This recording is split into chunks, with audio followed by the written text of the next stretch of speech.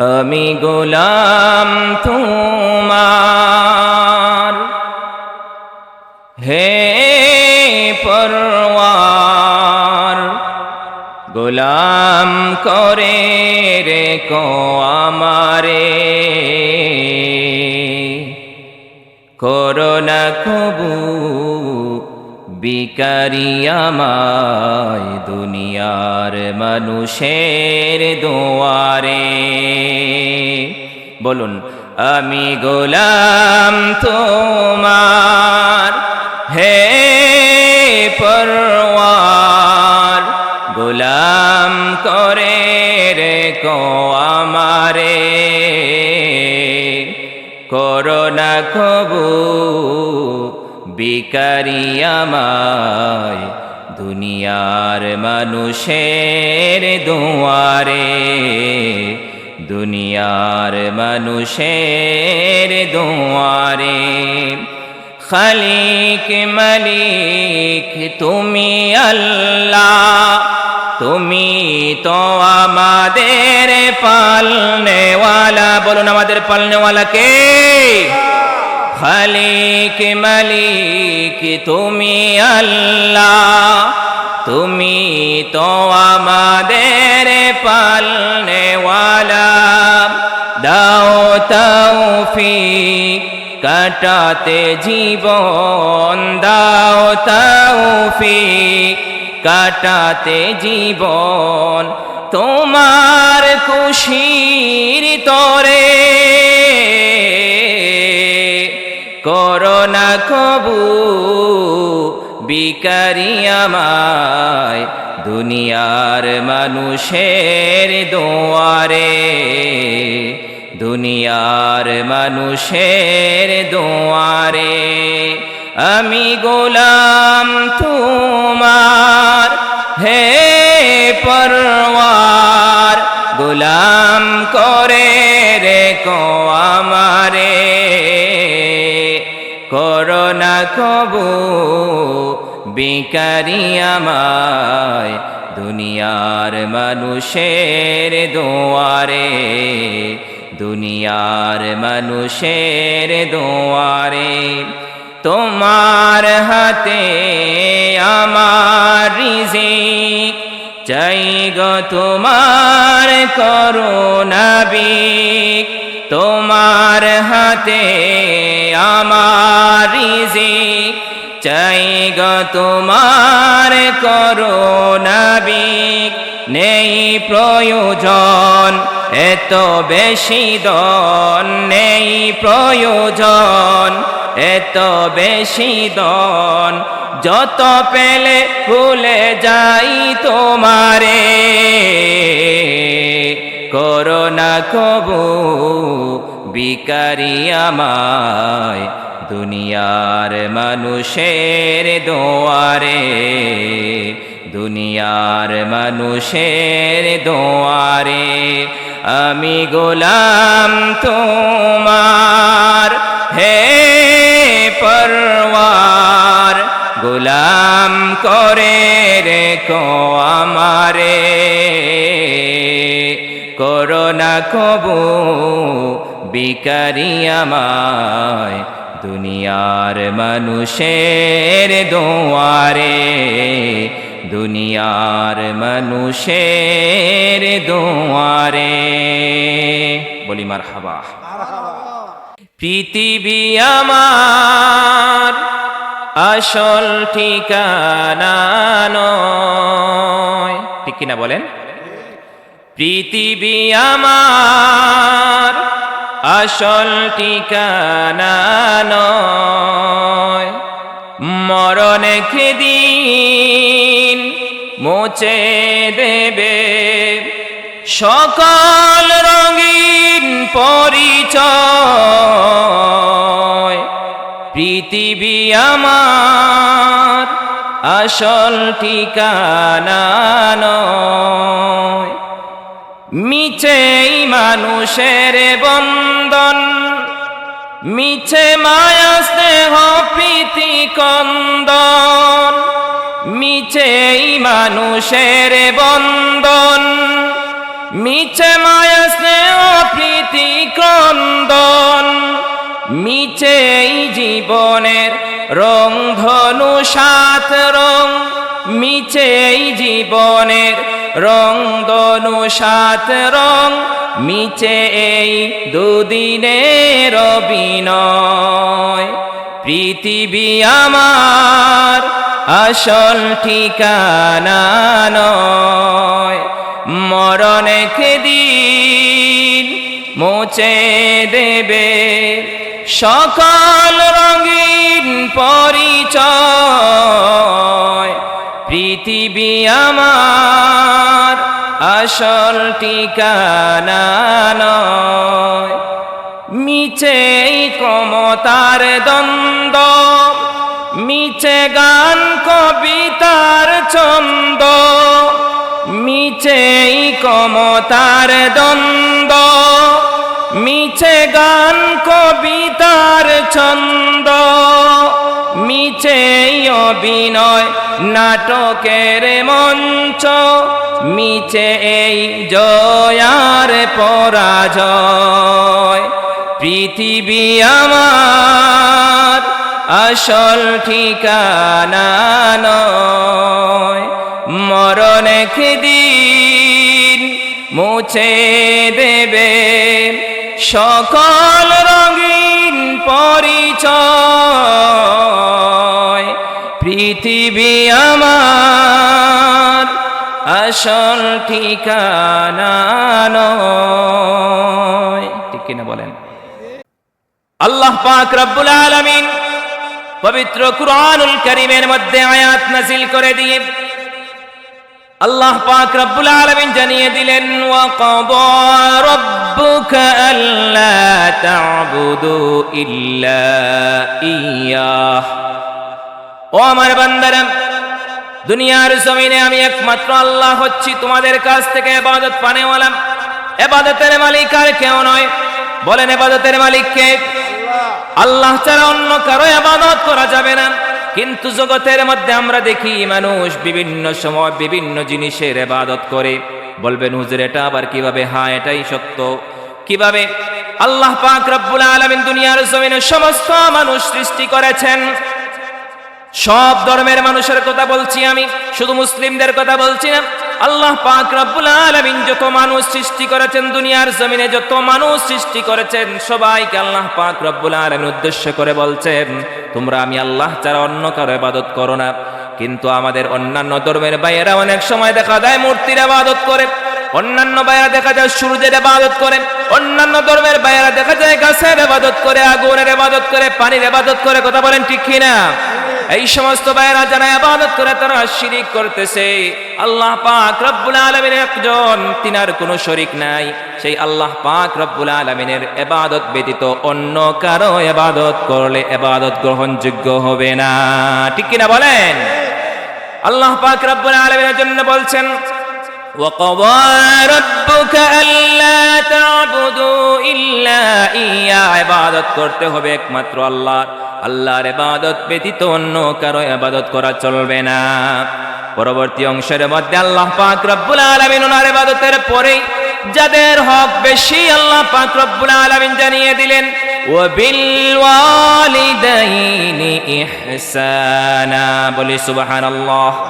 আল্লাহ পাক রব্বুল আলামিন আল্লাহর ইবাদতের পরে তাদের কথাই উল্লেখ করলেন, তারাই হচ্ছেন আমাদের পিতা এবং মাতা। বলি সুবহানাল্লাহ। কারা আল্লাহর পরে ইবাদত পাওয়ার যোগ্য কেউ নয়। আর আল্লাহ পাক রব্বুল আলামিনের হকের পরেই সর্বপ্রথম কার হকের কথা বলা হয়েছে?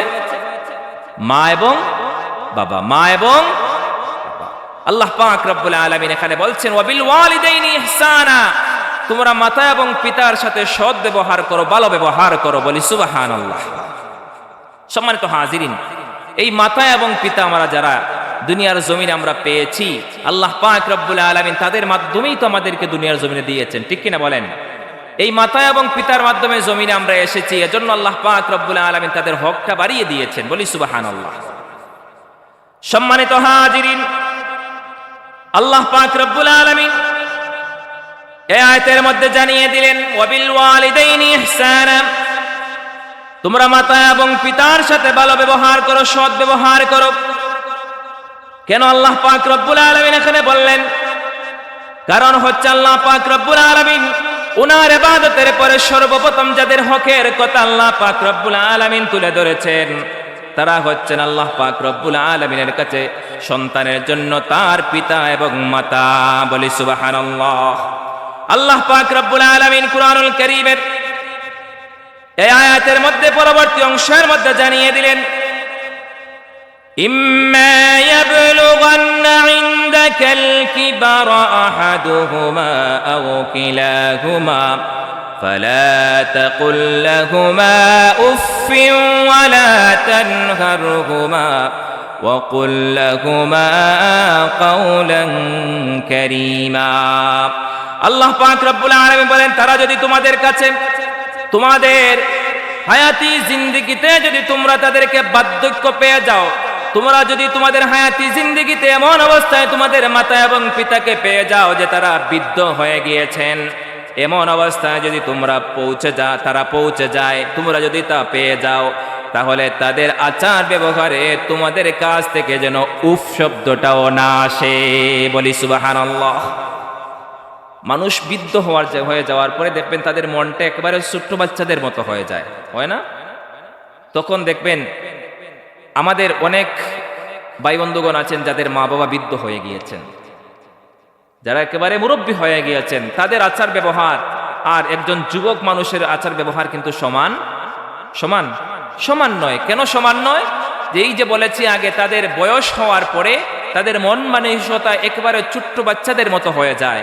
এজন্য আল্লাহ পাক রব্বুল আলামিন বলছেন, তাদেরকে যখন তোমরা একেবারে বৃদ্ধ অবস্থায় পেয়ে যাবে, মুরব্বী হয়ে যাবে তারা, তখন যদি তোমাদের হায়াতি জিন্দেগিতে তাদেরকে এই অবস্থায় পেয়ে যাও, তখন তোমরা কি করো?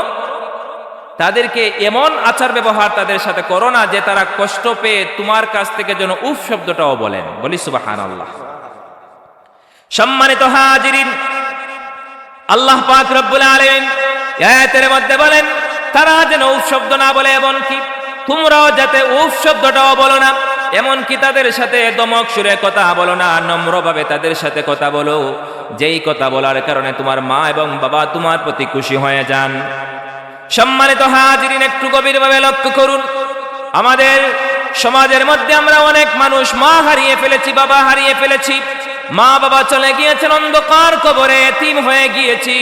কিন্তু দুনিয়ার জমিনে মা বাবা থাকা সত্ত্বে আমরা তাদের সাথে ভালো ব্যবহার করি নাই, মা বাবা থাকা সত্ত্বে আমরা তাদের সাথে খারাপ আচরণ করেছি। অনেক মানুষ সমাজে এরকম আছে না নাই? বলেন আছে না নাই?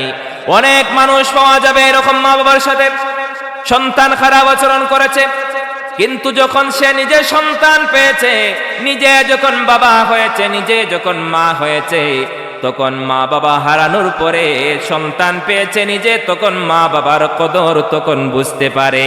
কথা বলেন ঠিক কিনা? মা বাবার কদর তখন বোঝা যায় যখন সন্তান পাওয়া যায়। নিজের যখন সন্তান হয় তখন বোঝা যায় মা বাবা কোন বোন ছিলেন। ঠিক কিনা বলেন?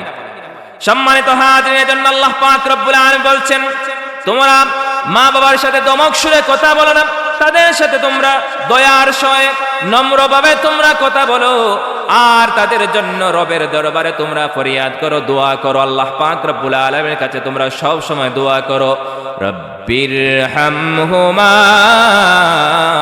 কামা রব্বায়ানি সগীরা।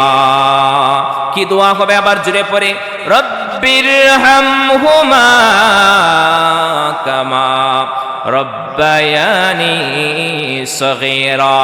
আল্লাহ পাক রব্বুল আলামিন বান্দাদেরকে দোয়া শিখিয়ে দিচ্ছেন, বান্দারে তোমার মা বাবার জন্য তুমি দোয়া করো রবের দরবারে। কি দোয়া হবে? রব্বিরহামহুমা, হে আমার রব তুমি আমার মা বাবার প্রতি রহম করো, দয়া করো। আল্লাহ পাক রব্বুল আলামিনের কাছে আমরা দয়া করার জন্য আল্লাহ পাক রব্বুল আলামিনের কাছে চাইবো যে আল্লাহ আমার মা এবং বাবাকে তুমি রহম করো, দয়া করো। কিভাবে দয়া এবং রহম করবে? তুমি কিভাবে আল্লাহ পাক রব্বুল আলামিন দয়া এবং রহম করবে? যেমন তারা, আমি ছোট্ট থাকতে ছোটবেলায় আমার মা এবং বাবা আমার প্রতি যেমনি ভাবে স্নেহ ভালোবাসা দেখিয়েছিল, যেমনি ভাবে আমাকে লালন পালন করে বড় করেছে, যেমনি ভাবে আমার মা এবং বাবা আমাকে আদর স্নেহ ভালোবাসা দিয়ে বড় করেছে, ও আমার রব, তুমিও আমার মাতা এবং পিতাকে তেমনি ভাবে লালন পালন করে নাও। সুবহানাল্লাহ। এইভাবে দোয়া করার জন্য আল্লাহ পাক রব্বুল আলামিন শিখিয়ে দিয়েছেন। সম্মানিত হাজিরিন, তাহলে আল্লাহ পাক রব্বুল আলামিনের ইবাদতের পরে সর্বপ্রথম কার হক পালন করতে হবে? বলেন কার হক? মা এবং বাবা। মা এবং বাবা। আল্লাহ পাক রব্বুল আলামিন কুরআনুল কারীমের সূরাতুল আহকাফের মধ্যে আল্লাহ পাক রব্বুল আলামিন জানিয়ে দেন, وَوَصَّيْنَا الْإِنسَانَ بِوَالِدَيْهِ إِحْسَانًا حَمَلَتْهُ أُمُّهُ كُرْهًا وَوَضَعَتْهُ كُرْهًا। আল্লাহ পাক রব্বুল আলামিন এই আয়াতের মধ্যে জানিয়ে দেন, আমি মানুষকে তার মাতা এবং পিতার সঙ্গে ভালো ব্যবহার, সৎ আচরণ করার জন্য নির্দেশ দিয়েছি, আর তার মা কষ্ট করে তাকে গর্ভধারণ করেছে। কে আমাদেরকে গর্ভধারণ করেছে? বলেন কে? মা গর্ভধারণ করেছে। কিভাবে? কষ্ট করে। যেহেতু কোরআনের ভাষায় আল্লাহ পাক রব্বুল আলামিন বলেছেন মা আমাদেরকে গর্ভধারণ করেছেন কষ্ট করে, আল্লাহ পাক রব্বুল আলামিন শুধু গর্ভধারণের কথাই কষ্ট করে বলেন নাই, আল্লাহ পাক রব্বুল আলামিন বলছেন কষ্টের সাথে ওই সমস্ত সন্তানদেরকে মা তাদেরকে প্রসব করেছে। কষ্ট করে কি করেছে? গর্ভে ধারণ করেছে, আবার সন্তানকে জন্ম দিয়েওছি। উভয়টা জিনিস কষ্টকর কি কষ্টকর নয়? মা কেমন জিনিস? আল্লাহ রাসূল সাল্লাল্লাহু আলাইহি ওয়াসাল্লাম হাদিসের ভাষায় পাওয়া যায়, একজন ব্যক্তি এসে আল্লাহ রাসূল সাল্লাল্লাহু আলাইহি ওয়াসাল্লামকে বললেন, ইয়া রাসূলুল্লাহ, ইয়া হাবিবাল্লাহ, ওগো আল্লাহর রাসূল, আমার কাছ থেকে সর্বপ্রথম বেশি হক পানেওয়ালা কোন ব্যক্তি? আমার কাছ থেকে কে বেশি হক পাবে? এক সাহাবী এসে আল্লাহ রাসূলকে প্রশ্ন করছেন, ইয়া রাসূলুল্লাহ, আমার কাছ থেকে কে বেশি হক পাবে? কে আমার বেশি হকদার? আমার কাছে বেশি হকদার কে? আল্লাহ রাসূল সাল্লাল্লাহু আলাইহি ওয়াসাল্লাম জানিয়ে দিলেন, ওরে সাহাবী, তোমার কাছে সর্বপ্রথম হকদার হচ্ছেন তোমার মা। বলি সুবহানাল্লাহ। সর্বপ্রথম হকদার কে? বলেন, জুড়ে বলেন, সর্বপ্রথম হকদার কে? সন্তানের কাছ থেকে সর্বপ্রথম হক পানেওয়ালা হচ্ছেন সন্তানের জন্য তার মা। আল্লাহ রাসূলের ওই সাহাবী রাসূল করিম সাল্লাল্লাহু আলাইহি ওয়াসাল্লামকে আবার জিজ্ঞাসা করলেন, ইয়া রাসূলুল্লাহ, ইয়া হাবিবাল্লাহ, ও মায়ের নবীজি, সর্বপ্রথম বুঝলাম আমার কাছ থেকে হক পানেওয়ালা আমার মা, দ্বিতীয় নম্বরে আমার কাছ থেকে হক পানেওয়ালা কোন ব্যক্তি? আল্লাহ রাসূল সাল্লাল্লাহু আলাইহি ওয়াসাল্লাম আবারও জবাব দিলেন, রে বা আল্লাহ রাসূল সাল্লাল্লাহু আলাইহি ওয়াসাল্লাম আবারও জানিয়ে দিলেন, রে আল্লাহর গোলাম, দ্বিতীয় নম্বরে তোমার কাছ থেকে হক পানেওয়ালা হচ্ছেন তোমার মা। সুবহানাল্লাহ। কয় নম্বরে বললেন? মা।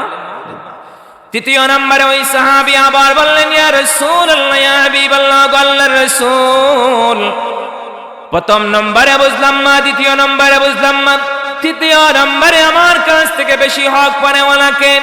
আল্লাহ রাসূল সাল্লাল্লাহু আলাইহি ওয়াসাল্লাম জানিয়ে দিলেন, ওরে সাহাবী, প্রথম নম্বরে তোমার মা, দ্বিতীয় নম্বরেও তোমার মা, তৃতীয় নম্বরেও তোমার কাছ থেকে বেশি হক পানেওয়ালা হচ্ছেন তোমার মা। সুবহানাল্লাহ। আল্লাহ রাসূলের এই সাহাবী আবার প্রশ্ন করলেন, ইয়া রাসূলুল্লাহ, ইয়া হাবিবাল্লাহ, গো মায়ের নবীজি, তিনবার বুঝলাম মায়ের হকের কথা বললেন, চতুর্থ নম্বরে আমার কাছ থেকে বেশি হক পানেওয়ালা কে? আল্লাহ রাসূল সাল্লাল্লাহু আলাইহি ওয়াসাল্লাম তখন জানিয়ে দিলেন, রে সাহাবী, প্রথম নম্বরে তোমার মা, দ্বিতীয় নম্বরে তোমার মা, তৃতীয় নম্বরে তোমার মা, চতুর্থ নম্বরে তোমার কাছ থেকে হকদার, হক পানেওয়ালা হচ্ছেন তোমার বাবা। বলি সুবহানাল্লাহ। অনেকে প্রশ্ন করতে পারেন যে বাবার হকটা মনে হয় কমিয়ে দেওয়া হয়েছে নাকি? না, কমিয়ে দেওয়া হয় নাই। একজন মা যেমনি ভাবে একজন সন্তানকে লালন পালন করেন, একজন বাবা একজন সন্তানের জন্য এমন কষ্ট কিন্তু করেন না। বলবেন এটা আবার কি? হ্যাঁ, এটাই সত্য। আল্লাহ পাক রব্বুল আলামিন যে আগে বলেছি, ওয়াসাইনাল ইনসানা বিওয়ালিদাইহি ইহসানা হামালাতহু উম্মুহু কুরহান, আল্লাহ পাক রব্বুল আলামিন যে আয়াতের মধ্যে বলছেন, রে আমার বান্দারা তোমার মা বাবার সাথে তোমাদেরকে ভালো ব্যবহার করার নির্দেশ দিয়েছি, এবং তোমার মা তোমার জন্য যেমনি ভাবে গর্ভ ধারণ করেছে কষ্ট করে, তোমাকে প্রসব করেছে কষ্ট করে, এই যে দুইটা জিনিস, গর্ভে ধারণ করা আর সন্তানকে জমিনে ভূমিষ্ঠ করা, এটা কি সহজ কাজ না কষ্টের কাজ? বলেন সহজ না কষ্টের? কেমন কষ্টের? একজন মা একজন সন্তানকে 10 মাস 10 দিন গর্ভে ধারণ করেন, ঠিক কিনা বলেন? কম বেশি 10 মাস 10 দিন গর্ভে ধারণ করেন। আল্লাহ রাসূল সাল্লাল্লাহু আলাইহি ওয়াসাল্লামের এই হাদিসটা ব্যাখ্যা করতে গিয়ে মুহাদ্দিসিনে কেরাম বলেন যে এখানে মায়ের হকটা 3 বার বলার কারণ হচ্ছে আল্লাহ রাসূল সাল্লাল্লাহু আলাইহি ওয়াসাল্লাম মায়ের হকটা 3 বার বলেছেন এজন্যই যে একজন মা সন্তানকে যেমনি ভাবে গর্ভ ধারণ করেন 10 মাস 10 দিন, একজন বাবা কিন্তু তেমনি ভাবে ধারণ করেন। কোন জায়গায় শুনছেন বাবা সন্তানকে গর্ভে ধারণ করতে, পেটে বহন করতে? না, একজন মাই গর্ভে ধারণ করেন, মাই সন্তানকে গর্ভ ধারণ করেন। মা খেতে পারেন না, উঠতে পারেন না, বসতে পারেন না। যখন আপনার সন্তান যখন পেটের মধ্যে থাকে, তখন সন্তান যখন একটু নাড়াচাড়া করার সুযোগ হয়, আল্লাহ পাক রব্বুল আলামিনের ওই বান্দা মায়ের গর্ভের মধ্যে থাকাকালীন অবস্থায় যখন একটা লাথি মারে মায়ের কলিজার মধ্যে গিয়ে আঘাত লাগে, এই আঘাতটা একবার দুইবার নয়, শত শতবার মায়ের কলিজার মধ্যে সন্তান আঘাত করে, মা জননী সেই আঘাতটা সহ্য করেন। কারো কাছে বিচার দেন? বলেন বিচার দেন যে আমার সন্তান আমাকে কলিজার মধ্যে আঘাত করছে, এরকম বলেন? বলেন না। আহা, সম্মানিত হাজিরিন, একজন মা তার সন্তানকে গর্ভধারণ করেন, 10 মাস 10 দিন পেটের মধ্যে লালন পালন করেন। আল্লাহ পাক রব্বুল আলামিন মায়ের গর্ভের মধ্যে ওই সন্তানকে খাওয়ান। একজন মা যে বুঝেন ওই সন্তানটা পেটের মধ্যে থাকাকালীন অবস্থায় তার কি কষ্ট হয়, যেহেতু আল্লাহ পাক রব্বুল আলামিন কুরআনুল কারীমের মধ্যে বলেছেন গর্ভধারণ করাটা কষ্টকর বিষয়। আল্লাহ পাক রব্বুল আলামিন ওই মায়ের সন্তান দুনিয়ার জমিনে আসার পূর্ব পর্যন্ত তার গর্ভের মধ্যে থাকে। আপনি বাড়িতে গিয়ে আজকে দেখবেন পেটের মধ্যে একটা ইট বেঁধে একদিক থেকে অন্য দিকে যাওয়ার পরে দেখবেন আপনার ভালো লাগবে না, বেশি বাড়ি বাড়ি লাগবে, 1 দিন 2 দিন পারবেন না। কিন্তু একজন মা জননী সন্তানকে 1 দিন 2 দিন নয়, প্রায় 10 মাস 10 দিন সন্তানকে গর্ভধারণ করেন। একটা ইটের ওজনের চাইতেও আরো বেশি ওজন হয়, কথা বলেন ঠিক কিনা? সম্মানিত হাজিরিন, সেই সন্তানকে জননী গর্ভে ধারণ করেন, গর্ভের মধ্যে লালন পালন করেন।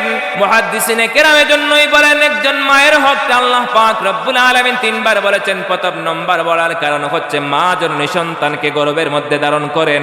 দ্বিতীয় নম্বরে হকের কথা বলার কারণ হচ্ছে একজন মা সন্তানকে যেমনি ভাবে দুনিয়ার জমিনে প্রসব করেন, ভূমিষ্ঠ করান, একজন মা জননী কষ্টটা বুঝেন।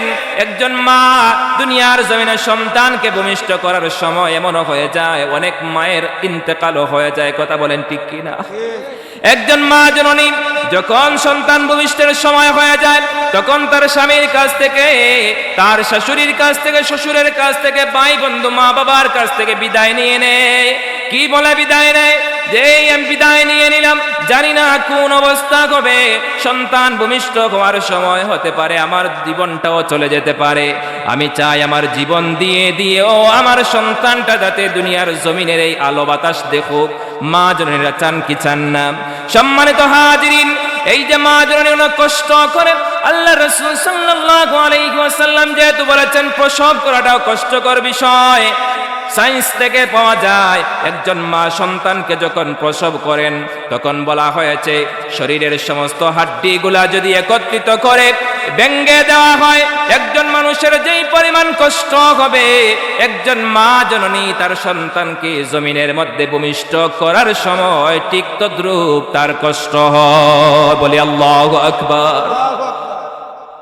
একজন মায়ের সেই পরিমাণ কষ্ট হয়। এজন্যই আল্লাহ রাসূল সাল্লাল্লাহু আলাইহি ওয়াসাল্লাম মায়ের কথা 2 নম্বর বার বলেছেন। তৃতীয় নম্বরে মা জননীর কথা বলার কারণ হচ্ছে একজন মা কম বেশি 2 বছর তার সন্তানকে তার শরীরের রক্তকে পানি করে আল্লাহ পাক রব্বুল আলামিন স্তনের মাধ্যমে দুধ পান করান। বলি সুবহানাল্লাহ। এই যে মায়ের স্তন আমরা দুধ পান করি, মায়ের স্তন থেকে আমরা দুধ পান করছি কি করি নাই? কম বেশি 2 বছর আমরা কি করেছি? মায়ের স্তন থেকে দুধ পান করেছে। আল্লাহ পাক রব্বুল আলামিন মায়ের খাদ্যকে আমাদের জন্য এই গুলাকে খাদ্য বানিয়ে মায়ের স্তনের মাধ্যমে আমাদেরকে দুধ হিসাবে খাবার খাইয়েছেন, আমাদেরকে লালন পালন করিয়েছেন। কোনো বাবা এটা করেন নাই, করেছেন? কোনো বাবা করেন নাই, মা জননী করেছেন। এজন্যই মুহাদ্দিসিনে কেরাম এই হাদিসটা ব্যাখ্যা করতে গিয়ে বলেন, তৃতীয় নম্বরে আল্লাহ রাসূল সাল্লাল্লাহু আলাইহি ওয়াসাল্লাম মায়ের কথা বলেছেন। বলি সুবহানাল্লাহ। তাহলে মায়ের হক বেশি না কম? বলেন, মায়ের হক বেশি না কম? সম্মানিত হাজিরিন, চতুর্থ নম্বরে আল্লাহ রাসূল সাল্লাল্লাহু আলাইহি ওয়াসাল্লাম বাবার কথা বললেন। তার কারণ হচ্ছে আল্লাহ রাসূল সাল্লাল্লাহু আলাইহি ওয়াসাল্লাম বাবার কথা বলেছেন। একজন বাবা সন্তানের জন্য কম কষ্ট করেন না। একজন বাবা সন্তানকে লালন পালন করেন, খাওয়ান পরান সব কিছু কার মাধ্যমে হয়? বলেন, কার মাধ্যমে? বাবার মাধ্যমে হয়। এজন্যই আল্লাহ রাসূল সাল্লাল্লাহু আলাইহি ওয়াসাল্লাম বাবার কথা ও হকের মধ্যে এনেছেন। বলি সুবহানাল্লাহ। সম্মানিত হাজিরিন, তাহলে এই মা এবং বাবার হক আছে না নাই? এই মা এবং বাবার হক আমাদেরকে আদায় করতে হবে। কেমন ভাবে আমরা আদায় করব? আর আমাদের অনেক মানুষের মাঝে আমরা দেখি এরকমও আছে, মা বাবাকে এমন কষ্ট দেয় যে এই কষ্টের কারণে মা জননী তাকে বদদুয়া দিয়ে দেন। এরকম আছে না নাই? বলেন, আছে না নাই? অনেক মানুষ এরকম আছে। সম্মানিত হাজিরিন, মা জননীর দোয়া, বাবার দোয়া সরাসরি আল্লাহ পাক রব্বুল আলামিনের কাছে কবুল হয়ে যায়। বলি সুবহানাল্লাহ। তিনটি দোয়ার মধ্যে পর্দা থাকে না। তিনজন ব্যক্তির দোয়ার মধ্যে কি থাকে না? মনে রাখবেন, কয়জন ব্যক্তির দোয়ার মধ্যে পর্দা থাকে না? তিনজন ব্যক্তির দোয়ার মধ্যে পর্দা থাকে না। মজলুমের দোয়া, যেই দোয়াটা করে আল্লাহ পাক রব্বুল আলামিন, মজলুম ব্যক্তি দোয়া করতে দেরি হয়, আল্লাহ পাক রব্বুল আলামিনের কাছে তা কবুল হতে দেরি হয় না। দ্বিতীয় নম্বরে মুসাফিরের দোয়া। মুসাফিরের দোয়া কখনো ফিরত আসে না। মুসাফিরের দোয়ার মধ্যে কোনো পর্দা থাকে না, আল্লাহ পাক রব্বুল আলামিন তা কবুল করে নেন। তৃতীয় নম্বরে মা এবং বাবার দোয়া। এই মা এবং বাবার দোয়ার মধ্যে পর্দা থাকে না। মা এবং বাবা যে দোয়া করেন আল্লাহ পাক রব্বুল আলামিন সেই দোয়া কবুল করে নেন। বলি সুবহানাল্লাহ। মুসা আলাইহিস সালাতু ওয়াস সালামের জামানায় মুসা আলাইহিস সালাতু ওয়াস সালাম একবার আল্লাহর সাথে তো কথা বলতেন। মুসা আলাইহিস সালাম আল্লাহর সাথে কি বলতেন? কথা বলতেন। ওনাকে কালিমুল্লাহ বলা হতো। ওনার উপাধি কি ছিল? কালিমুল্লাহ। মুসা আলাইহিস সালাতু ওয়াস সালাম আল্লাহকে বললেন, আল্লাহ, কিয়ামতের ময়দানে হিসাব নিকাশের পরে তো আমি আশা করি আমি জান্নাতে যাব। জান্নাতে যাওয়ার পরে আমি জান্নাতে যাব, কিন্তু আমার সঙ্গী কে হবে আমি একটু দেখতে চাই। কে বলছেন? মুসা আলাইহিস সালাম বলছেন, আল্লাহ, আমি যখন জান্নাতে যাব তখন আমার জান্নাতের আমার সাথী কে হবে আমি একটু দেখতে চাই। আল্লাহ পাক রব্বুল আলামিন জানিয়ে দিলেন, রে মুসা, তোমার সঙ্গী সাথী হবে একজন খসাই ব্যক্তি। বলি সুবহানাল্লাহ। কে হবে? সম্মানিত হাজিরিন, গভীর মনোযোগ। আল্লাহ রাসূল সাল্লাল্লাহু আলাইহি ওয়াসাল্লাম হাদিস খানা বর্ণনা করেছেন। মুসা পয়গম্বর আলাইহিস সালাম আল্লাহ পাক রব্বুল আলামিনের কাছে জিজ্ঞাসা করলেন, ও আমার পরওয়ারদিগার আলম আল্লাহ, জান্নাতে আমার সঙ্গী কে হবে আমি একটু জানতে চাই। আল্লাহ পাক রব্বুল আলামিন জানিয়ে দিলেন, রে মুসা, জান্নাতে তোমার সঙ্গী হবে একজন খসাই ব্যক্তি। মুসা আলাইহিস সালাম বললেন, ওগো আল্লাহ, ওই ব্যক্তিটা কি জমিনে আছে, জিতা আছে না মারা গিয়েছে? আল্লাহ পাক রব্বুল আলামিন বললেন, না, এখনো জিন্দা আছে। মুসা আলাইহিস সালাম বললেন, আল্লাহ, আমি তার সাথে একটু দেখা করতে চাই, তার সাথে আমি একটু সাক্ষাৎ করে নিতে চাই। আল্লাহ পাক রব্বুল আলামিন জানিয়ে দিলেন, রে মুসা, অমুক বাজারে তুমি চলে যাও। অমুক বাজারে যাওয়ার পরে অমুক নামের একজন ব্যক্তি পাবে, ব্যক্তিটা খসাই, গরুর গোশত কাটে। ওই ব্যক্তির কাছে তুমি চলে যাবে, আর ওই ব্যক্তিটাই হবে তোমার জান্নাতের সঙ্গী। বলি সুবহানাল্লাহ। মুসা আলাইহিস সালাম সহ্য হয়ে গেলেন, একজন খসাই ব্যক্তি একজন নবীর সাথে জান্নাতের সঙ্গী কিভাবে হয়? তাকে তো দেখা লাগে তার কি আমল আছে, এমন কোন আমল যে আমলের কারণে একজন নবীর সঙ্গী হয়ে জান্নাতে যাবে। আল্লাহর পয়গম্বর মুসা আলাইহিস সালাম যেই বাজারের কথা আল্লাহ পাক রব্বুল আলামিন বললেন, ওই বাজারে চলে গেলেন। বাজারে যাওয়ার পরে মুসা পয়গম্বর আলাইহিস সালাম ওই ব্যক্তির কর্মকাণ্ডগুলা সারাটা দিন দেখলেন। সারাটা দিন দেখার পর সন্ধ্যা যখন হয়ে গেল, দেখতে পারলেন ওই ব্যক্তিটা তার বাজারের সব কিছু ব্যবসার জিনিসপত্রগুলা গুছিয়ে বান্দাটা একটি পুতলির মধ্যে কিছু গোশত রাখলো। সেই গোশতগুলা ছোট ছোট করে কেটে তার পুতলির মধ্যে রেখে রওনা দিবে বাড়ির মধ্যে। এমন অবস্থায় মূসা পয়গম্বর আলাইহিস সালাম গিয়ে তার সামনে হাজির। সালাম বিনিময়ের পরে মূসা আলাইহিস সালাম বললেন, ও আল্লাহর বান্দা, আমি একজন মুসাফির হিসাবে আজকে রাত্রে কি আপনার সঙ্গী হতে পারি? আজকে রাত্রে কি আপনার ঘরে থাকতে পারি? সেই ভরসাটা কি আমাকে দিতে পারো? সেই আশ্বাসটা কি আমাকে দিতে পারো? ওই খোসাই ব্যক্তি বললেন, ও মুসাফির ব্যক্তি, আমি তোমাকে আশ্বাস দিলাম, তুমি আজকে আমার রাত্রিতে আমার রাত্রি তুমি মুসাফির হয়ে যাবে, আমার বাড়ির মুসাফির হয়ে যাবে। মূসা পয়গম্বর আলাইহিস সালাম ওই ব্যক্তির আমলটা কি এজন্য দেখার জন্য তার বাড়িতে গেলেন, যে বাড়িতে গিয়ে আমি দেখতে পারবো এই বান্দার আমলটা কি আছে, যে আমলের কারণে আমি পয়গম্বর মূসা আলাইহিস সালাতু ওয়াস সালামের সঙ্গী হয়ে জান্নাতে যাবে। তার বাড়িতে গেলেন। বাড়িতে যাওয়ার পরে উনি একটি ঘরের মধ্যে বসে আছেন। আর ওই খোসাই ব্যক্তি দেখতে পারলেন একটা ঘরের মধ্যে গিয়েছেন। যাওয়ার পরে ওই ব্যক্তিটা একটা দুলনা থেকে একজন বৃদ্ধ মহিলাকে বার করে আনলো, গোসল করালো, কাপড় পরিধান করালো, সেবা শুশ্রূষা করলো। এমনকি যেই গোশতগুলা এনেছিল সেই গোশতগুলা নিজে পাক করলো। নিজে পাক করে নিজের হাত দিয়ে ওই বৃদ্ধা মহিলার মুখের মধ্যে খাবারটা তুলে দিল। বৃদ্ধা মহিলাও তা খেয়ে নিল। এমনকি যখন ওই বৃদ্ধা মহিলা খাবার খাইতেছিল, এমন সময় দেখা গেল বৃদ্ধা মহিলাটা মুখ দিয়ে ঠোঁট দিয়ে একটু নাড়াচাড়া করতেছে। মূসা পয়গম্বর আলাইহিস সালাম কানা গিয়ে দিলেন, আর দেখতে পালেন, শুনতে পালেন ওই বৃদ্ধা মহিলাটা আর কিছুই বলেন না। বৃদ্ধা মহিলাটা এই কথাই বলতেছেন, আল্লাহ, ও আমার মালিক, আমি বৃদ্ধা হয়ে গিয়েছি, নিজের পা দিয়ে চলতে পারি না, নিজের হাত দিয়ে খাবার খাইতে পারি না, কথা বলতে পারি না। আল্লাহ, আমি আপনার কাছে ভিক্ষা চাই গো মালিক।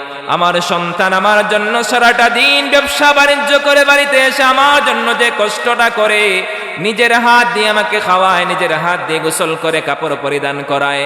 আল্লাহ, আমি তোমার দরবারে প্রার্থনা করি, তুমি আমার সন্তানকে কিয়ামতের ময়দানে মূসার সঙ্গী বানিয়ে তুমি জান্নাতে পাঠিয়ে দিও। বলি সুবহানাল্লাহ। কার সঙ্গী বানিয়ে? মূসা নবীর সঙ্গী বানিয়ে তুমি জান্নাতে পাঠিয়ে দিও। কে দোয়া করেছেন? মা দোয়া করেছেন। মূসা পয়গম্বর আলাইহিস সালাম ওই ব্যক্তিটা যখন আবার মায়ের সেবা শুশ্রূষা করে মূসা পয়গম্বর আলাইহিস সালামের সামনে আসলেন, বললেন, রে ও আল্লাহর বান্দা, তোমার ওই ব্যক্তিটা, ওই বৃদ্ধা মহিলাটা তোমার কে? খোসাই ব্যক্তি জবাব দিল, উনি হচ্ছেন আমার মা, উনি হচ্ছেন আমার মা। আজ এত বছর যাবত আমি আমার মায়ের সেবা শুশ্রূষা এইভাবে করতেছি। বাজার করে আমি যখন ব্যবসা বাণিজ্য করে বাড়িতে আসি, তারপর আমার মায়ের কাপড়গুলা গুছাই, কাপড়গুলা গুছিয়ে আমি আমার মায়ের জন্য রান্না বান্না করি, নিজের হাত দিয়ে আমার মাকে খাওয়াই। আর আমার মা আমার জন্য প্রত্যেক দিন এই দোয়াটা করেন, যাতে করে মূসা পয়গম্বর আলাইহিস সালামের সাথে আমার জান্নাতের সফর সঙ্গী হয়। এই দোয়াটা আমার মা সব সময় করে থাকেন। মূসা আলাইহিস সালামকে ওই ব্যক্তি কিন্তু তখন চিনেন না। মূসা পয়গম্বর আলাইহিস সালাম জানিয়ে দিলেন, ও খোসাই ব্যক্তি, আল্লাহর বান্দা, ওই তোমার মা জননীর দোয়াটা আল্লাহর দরবারে কবুল হয়ে গিয়েছে। বলি সুবহানাল্লাহ। ওই মা জননীর দোয়াটা তোমার আল্লাহর দরবারে কবুল হয়ে গিয়েছে। আমি আর কেউ নয়, আমি হচ্ছি মূসা পয়গম্বর আলাইহিস সালাম। আর আমার আল্লাহ জানিয়ে দিয়েছেন, তোমার সাথেই আমার জান্নাতে সঙ্গী হয়ে তুমি জান্নাতে যাবে। বলি সুবহানাল্লাহ। তুমি আমার সাথে সঙ্গী হয়ে জান্নাতে যাবে। কাল কিয়ামতের ময়দানে হিসাব নিকাশের পর তোমার মায়ের দোয়ার বরকতে আল্লাহ পাক রব্বুল আলামিন আমাকে তোমার সঙ্গী বানিয়ে, তোমাকে আমার সঙ্গী বানিয়ে জান্নাতে পাঠিয়ে দিবেন। বলি সুবহানাল্লাহ। সম্মানিত হাজিরিন, বনি ইসরাইলের একটি ঘটনা আছে, বুখারী শরীফের বর্ণনা এসেছে। আল্লাহ রাসূল সাল্লাল্লাহু আলাইহি ওয়াসাল্লামের সাহাবী হযরতে আবু হুরায়রা রাদিয়াল্লাহু তাআলা আনহু থেকে বর্ণিত হাদিসখানা, একজন বনি ইসরাইলের একজন আল্লাহর ওলি ছিলেন, যার নাম ছিল হযরতে জুরাইজ রাহমাতুল্লাহ আলাইহি। কি নাম ছিল? হযরতে জুরাইজ রাহমাতুল্লাহ আলাইহি। যেই জুরাইজ রাহমাতুল্লাহ আলাইহি খুবই ধার্মিক মানুষ ছিলেন, আল্লাহর ওলি ছিলেন, খুবই পরহেজগার মানুষ ছিলেন, আল্লাহওয়ালা মানুষ ছিলেন। সেই জুরাইজ ব্যক্তি জন্য একবার মা বদদুয়া দিয়ে দিলেন। এমন বদদুয়া দিলেন, কি বদদুয়া দিলেন? ওই মা জননী ওই সন্তানের জন্য বদদুয়া দিলেন এইভাবে যে আমার সন্তানকে আপনি, আল্লাহ পাক রব্বুল আলামিনের কাছে চাইলেন যে আমার সন্তানকে আপনি একজন খারাপ বেশ্যা মহিলার মুখ না দেখা পর্যন্ত মৃত্যু দিও না। বলি নাউজুবিল্লাহ। কি জন্য দিলেন তার পিছনে ইতিহাস আছে, তার পিছনে কারণ আছে। সম্মানিত হাজিরিন, হযরত জুরাইজ রাহমাতুল্লাহ আলাইহি একজন আল্লাহর ওলি ছিলেন। বনি ইসরাইলের যুগে হযরত আবু হুরায়রা রাদিয়াল্লাহু তাআলা আনহু থেকে হাদিস বর্ণিত, উনি বলতেছেন আল্লাহর রাসূল সাল্লাল্লাহু আলাইহি ওয়াসাল্লাম এই ঘটনাটা উল্লেখ করে বলতেছেন এইভাবে যে বনি ইসরাইলের যুগে একজন ব্যক্তির নাম ছিল হযরত জুরাইজ রাহমাতুল্লাহ আলাইহি। যেই ব্যক্তিটা খুবই ধার্মিক মানুষ ছিলেন, আল্লাহওয়ালা মানুষ ছিলেন, পরহেজগার মানুষ ছিলেন। ওই ব্যক্তিটা একটা ইবাদতখানা বানিয়ে ওই জায়গায় ইবাদত করতেন, ওই জায়গায় ইবাদতে মশগুল থাকতেন, ঘর দরজা বন্ধ করে রেখে সব সময় ইবাদত করতেন। কিন্তু ওনার মা জননী একদিন দেখা গেল ওনার সাথে দেখা করার জন্য ওনার ওই ইবাদতখানায় চলে আসলেন। কিন্তু ইবাদতখানার দরজাটা কিন্তু বন্ধ। ইবাদতখানার দরজা কি? বন্ধ। ওই ব্যক্তিটা তখন নামাজরত ছিলেন। জুরাইজ রাহমাতুল্লাহ আলাইহি নামাজরত ছিলেন। আল্লাহর ওই বান্দি জুরাইজ রাহমাতুল্লাহ আলাইহির মা যখন এসে ডাক দিলেন, রে বাবা জুরাইজ দরজাটা খোলো। মা জননী জুরাইজকে ডাক দিলেন দরজার বাহির থেকে, কিন্তু দরজাটা বন্ধ। হযরত জুরাইজ রাহমাতুল্লাহ আলাইহি তখন দেখা গেল খুবই বিপাকের মধ্যে পড়ে গেলেন। একদিকে নামাজ পড়তেছেন, অন্যদিকে মা জননী ডাকতেছেন। কোনটা করবেন? একদিকে মা ডাকতেছেন, অন্যদিকে কি? নামাজ পড়ছেন। হযরত জুরাইজ রাহমাতুল্লাহ আলাইহি মনে মনে ভাবলেন মায়ের জবাবটা দিয়ে দেব। অন্যবার ভাবলেন না, যেহেতু আমি নামাজে এসে নামাজটা শেষ করে নেই, তারপরে মা জননীর জবাবটা দিব। মা জননী এইভাবে কয়েকবার ডাকার পরে মা জননী আবার চলে গেলেন। নামাজ শেষ করে দরজা খুলে মাকে আর উপস্থিত পেলেন না। পরবর্তী দিন আবার যখন জুরাইজ রাহমাতুল্লাহ আলাইহি নামাজে দাঁড়ালেন, তখন দেখা গেল মা জননী আবার জুরাইজ রাহমাতুল্লাহ আলাইহির দরজার নিকট এসে ডাক দিতেছেন, ওরে জুরাইজ দরজাটা খুলো। ঠিক তখনই আবার জুরাইজ রাহমাতুল্লাহ আলাইহি নামাজরত অবস্থায় একদিকে নামাজ, অন্যদিকে মা জননীর ডাক। কোনটা করবেন মনে মনে ভাবলেন, আমি আল্লাহর ইবাদতে মশগুল আছি, যেহেতু নামাজটা শেষ করে নেই, মা জননীর ডাকের জবাবটা আমি পরে দেব, দেখা করে নেব। মা জননী এইভাবে ডাক দিয়ে দিয়ে আবার চলে গেলেন। তৃতীয় দিন আবার আসলেন, আবার ডাক দিলেন। দেখা গেল ওই দিন ওই ব্যক্তি নামাজ, কিন্তু নামাজে থাকাকালীন অবস্থায় মা জননীর জবাবটা না দিয়ে আল্লাহ পাক রব্বুল আলামিনের ইবাদতে মশগুল থাকলেন। দরজা খুলে মাকে আর পেলেন না। মা জননী চলে গেছেন, কিন্তু মা জননী যাওয়ার আগে একটা বদদুয়া দিয়ে গিয়েছে। মা জননী কি করেছেন? একটা বদদুয়া দিয়ে গিয়েছেন যে আমি আজকে 3 দিন যাবত তোমার কাছে আসতেছি, তুমি আমার জন্য দরজা খুলো না, তোমার দরজাটা আমার জন্য বন্ধ হয়ে গেল। এইভাবে মা জননী বদদুয়া দিলেন, যতক্ষণ না পর্যন্ত তোমার সামনে একজন বেশ্যা মহিলার দেখিয়েছেন, তোমার সামনে না এনেছেন, ততক্ষণ পর্যন্ত যেন তোমার মৃত্যু না হয়। এইভাবে দোয়া করে মা জননী চলে গেলেন। সম্মানিত হাজিরিন, আগে বলেছিলাম মা জননীর দোয়া যেমনি ভাবে কবল, নেক দোয়া, তেমনি ভাবে বদদুয়াও কবল। সম্মানিত হাজিরিন, হযরত জুরাইজ রাহমাতুল্লাহ আলাইহি ইবাদতে মশগুল থাকতেন।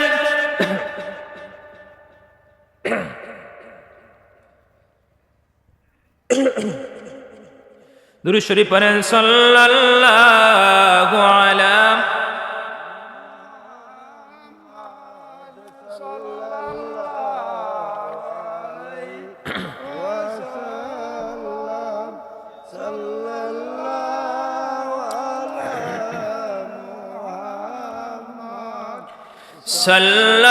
সাল্লাল্লাহু আলাইহি সাল্লাল্লাহু আলা মুহাম্মাদ সাল্লাল্লাহু আলাইহি। সম্মানিত হাজিরিন, বলতেছিলাম জুরাইজ রাহমাতুল্লাহ আলাইহি ওই ইবাদতে মশগুল আছেন, প্রত্যেক দিন ইবাদত করেন তার ধারাবাহিকভাবে তার নিয়ম অনুযায়ী। সম্মানিত হাজিরিন, লক্ষ্য করবেন মা জননী কিন্তু এদিকে বদদুয়া দিয়ে গিয়েছেন। ওই সমাজের মধ্যে একজন খারাপ মহিলা ছিল, যেই মহিলাটা খুবই সুন্দরী ছিল, কিন্তু সমাজের মধ্যে সব মানুষ কিন্তু ভালো থাকে না। সব মানুষ আল্লাহওয়ালা ব্যক্তিদেরকে ভালো চোখে দেখে না, সব মানুষ ভালো চোখে দেখে না। কিছু কুচক্র মহল ওই বেশ্যা নারীকে এই বেশ্যা নারীকে কুমন্ত্রণা দিয়ে দিল যে তুমি ওই জুরাইজ রাহমাতুল্লাহ আলাইহির সামনে তোমাকে সুপর্দ করে দিবে, তুমি যাবে। যদি ওই জুরাইজ রাহমাতুল্লাহ আলাইহি তোমার সাথে খারাপ ব্যবহার করে নেয় তাহলে তার ঈমানও চলে যাবে, তার যে ওলি আল্লাহগিরি যেটা দেখায় সেটা নষ্ট হয়ে যাবে। কিছু কুচক্র মহল ওই মহিলাকে কুমন্ত্রণা দিয়ে তা ওই জুরাইজ রাহমাতুল্লাহ আলাইহির নিকট পাঠিয়ে দিল। ওই মহিলাটা সব কিছু ওপেন করে দিয়ে জুরাইজ রাহমাতুল্লাহ আলাইহির সামনে নিজেকে সুপর্দ করতে চাইল, কিন্তু জুরাইজ রাহমাতুল্লাহ আলাইহি ভয় করেন কাকে? বলেন কাকে?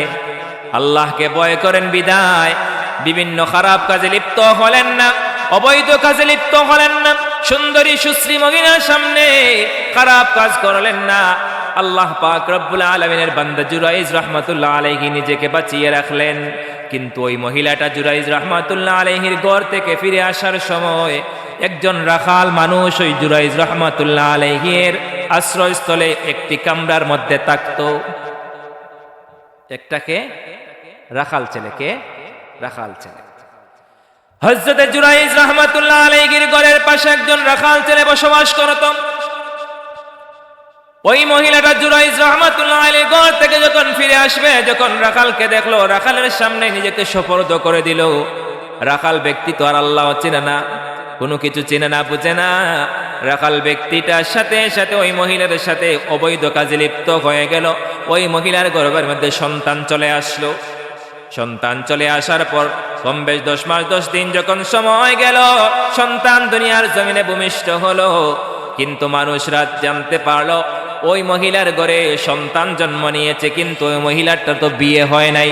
ওই যে কিছু কুচক্র মহল আগে ওই নাকে কুমন্ত্রণা দিয়ে দিয়েছিল, ওই কুমন্ত্রণা দেওয়ালা কিছু কুচক্র মহল বলল এই সন্তান তুমি জুরাইজের গলায় ঝুলিয়ে দাও, জুরাইজের সন্তান বলে চালিয়ে দাও, সন্তানটা জুরাইজের বলে তুমি চালিয়ে দাও। ওই মহিলাটাকে জিজ্ঞাসা করলো তোমার তো স্বামী নাই, তোমার তো কোনো কিছুই নাই, তুমি সন্তান কোথায় পেলে? এই সন্তান তুমি কার মাধ্যমে পেয়েছো বলো। ওই মহিলাটা জানিয়ে দিল ওই সন্তানটা হচ্ছে ওই যে আল্লাহর ওলি জুরাইজের। বলি নাউজুবিল্লাহ।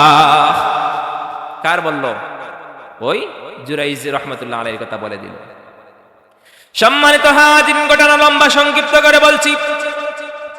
জুরাইজ রাহমাতুল্লাহ আলাইহি যখন এই কথাটা শুনতে পারলেন, কিছু সংখ্যক মানুষরা ঘরের মধ্যে প্রবেশ করে জুরাইজ রাহমাতুল্লাহ আলাইহিকে বের করে আনলো। বের করে আনার পরে ওনাকে কিছু মারধর করলো কুচক্র মহলরা। কিন্তু আর যদি একজন মানুষের দোষ কিংবা দোষী নয় এটা জানার আগেও তাকে সাব্যস্ত দোষী করে অনেক সময় অনেক শাস্তি দেয়। কথা বলেন ঠিক কিনা? সম্মানিত হাজিরিন, এই কুচক্র মহল হযরত জুরাইজ রাহমাতুল্লাহ আলাইহিকে অনেক মারধর করার পরে জুরাইজ রাহমাতুল্লাহ আলাইহি বললেন সন্তান আমার দ্বারা জমিনে আসে নাই, আমি কোনো খারাপ কাজে লিপ্ত হয় নাই, সন্তানটা কোথায় আমার সামনে নিয়ে আসো। এই বলে সন্তানকে দেখতে চাইলেন, সন্তানকে ওনার সামনে নিয়ে আসা হলো।